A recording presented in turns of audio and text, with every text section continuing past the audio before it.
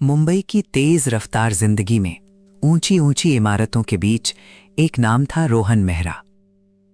अरबों की संपत्ति का मालिक, जिसकी हर धड़कन, हर सांस सिर्फ व्यापार के हिसाब से चलती थी। उसकी कलाई पर बंधी सोने की घड़ी सिर्फ समय नहीं बताती थी, बल्कि उसके रुतबे और व्यस्तता का ऐलान करती थी। मगर उस घड़ी की टिक टिक में अक्सर एक खामोशी गूंजती थी, एक अजीब सी खालीपन की, जो उसकी आंखों में साफ झलकती थी। आखिर क्या था वो जो अरबों रुपए भी नहीं खरीद पा रहे थे? एक सर्द सुबह रोहन अपने आलीशान दफ्तर में बैठा था। फोन लगातार बज रहे थे, स्क्रीन पर शेयर बाजार के आंकड़े नाच रहे थे। उसकी सहायक प्रिया संकोच करते हुए दरवाजे पर खड़ी थी। सर, आज सिया के स्कूल में नाटक है। उसने कहा था कि आप जरूर आएंगे। रोहन ने बिना नजर उठाए हाथ के इशारे से उसे जाने को कह दिया। उसके लिए काम सबसे ऊपर था, परिवार बाद में। प्रिया, मुझे अभी एक जरूरी डील फाइनल करनी है।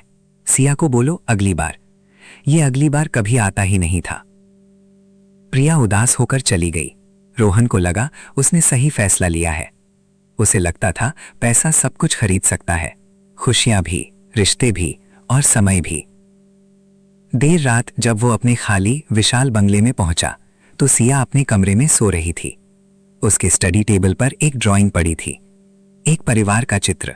माँ, पापा और सिया सब एक हरे भरे पार्क में पिकनिक मना रहे थे। नीचे छोटे छोटे अक्षरों में लिखा था, काश पापा मेरे साथ खेल पाते। रोहन ने चित्र उठाया। उसके दिल में एक अजीब सी टीस उठी। पिछली बार सिया का जन्मदिन भी वो एक जरूरी मीटिंग के चक्कर में भूल गया था। उसने तस्वीर को धीरे से वापस रख दिया और अपने दिमाग से उस पल को झाड़कर एक नई डील के बारे में सोचने लगा। यह सब उसके लिए सामान्य था, एक सफल व्यापारी का जीवन। मगर जिंदगी कब अचानक अपना रंग बदल दे, कोई नहीं जानता। कुछ हफ्तों बाद एक रूटीन चेकअप के लिए वो अपने डॉक्टर के पास गया। डॉक्टर गंभीर चेहरे के साथ बैठा था। मिस्टर मेहरा, मुझे आपको कुछ बुरी खबर देनी है। रोहन ने सुना और उसका पूरा शरीर सुन्न पड़ गया। एक गंभीर लाइलाज बीमारी जो तेजी से फैल रही थी। डॉक्टर ने बताया, आपके पास अब ज्यादा वक्त नहीं है मिस्टर मेहरा, कुछ ही महीने। रोहन के पैरों तले जमीन खिसक गई। उसने कहा, कितने पैसे चाहिए? कितने अरब? मैं दुनिया के सबसे बेहतरीन डॉक्टर बुलाऊंगा, मैं और समय खरीदूंगा। डॉक्टर ने उदासी से सिर हिलाया। समय बेचा या खरीदा नहीं जा सकता मिस्टर मेहरा, ये कुदरत का सबसे अनमोल तोहफा है और ये किसी की भी जेब में नहीं बिकता। रोहन का आलीशान दफ्तर, उसका विशाल बंगला, उसकी महंगी गाड़ियां, सब कुछ उसे उपहास करते नजर आ रहे थे। जिस समय को उसने अपने जीवन भर दौलत कमाने में लगाया था, आज वही समय उसके हाथ से रेत की तरह फिसल रहा था। वो हफ्तों तक अपने कमरे में बंद रहा, दुनिया से कट गया। उसने सोचा, क्या यही थी मेरी जिंदगी की कमाई? उन कागज के टुकड़ों के लिए मैंने अपनी जिंदगी के सबसे कीमती पल गवा दिए। उसे सिया की हंसी याद आई, अपनी माँ की ममता भरी आवाज याद आई जो उसने कब से नहीं सुनी थी। उसके पास अब दो ही रास्ते थे, या तो वो बची हुई जिंदगी निराशा में जी लेता, अपने बीते पलों का शोक मनाता, या फिर वो उन बचे हुए पलों को सचमुच जी लेता। ये एक ऐसा चुनाव था जो उसके अरबों रुपए भी नहीं करवा सकते थे। उसके दिल में एक तूफान उमड़ रहा था। नहीं, अब और नहीं। उसने एक फैसला किया, एक ऐसा फैसला जो उसकी पूरी जिंदगी बदल देने वाला था। अगले दिन सुबह होते ही रोहन ने अपने सारे मीटिंग रद्द कर दिए।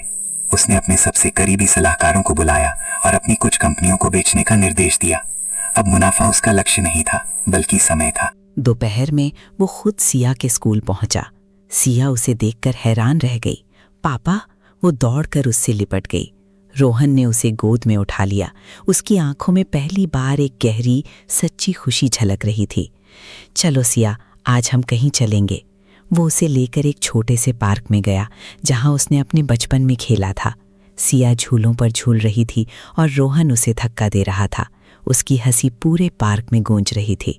रोहन ने पहली बार सूरज की रोशनी को अपनी त्वचा पर महसूस किया, बच्चों की खिलखिलाहट सुनी और एक गहरी सांस ली। उसे महसूस हुआ जीवन इन छोटे छोटे पलों में ही छिपा था, जिसे वो अब तक अनदेखा करता रहा था। ये एक पल करोड़ों से ज्यादा कीमती था। उसने सिया की ओर देखा।